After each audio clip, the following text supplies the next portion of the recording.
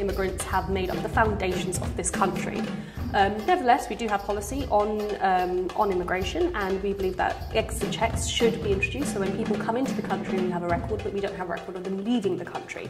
So we want to ensure that there are exit checks. We want to cut immigration that comes from outside the European Union to tens of thousands, to the levels that we saw in the 1990s. This will help take some of the pressure off public services such as education, healthcare, transport, housing, those kind of things. The SNP want full immigration powers in Scotland. That way we can set a sensible quota for immigration within Scotland that creates a more economically and diversely prosperous country. If money can move freely across borders, then people should have the same right too.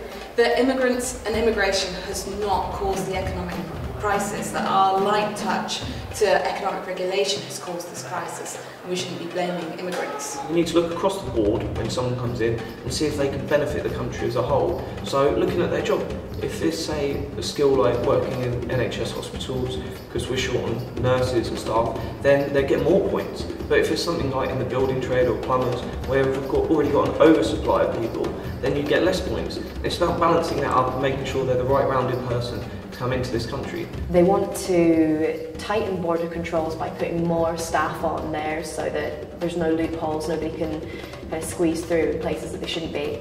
They want to ban companies from doing things like employing only from overseas, because we believe that British people should have jobs and they should have those jobs first.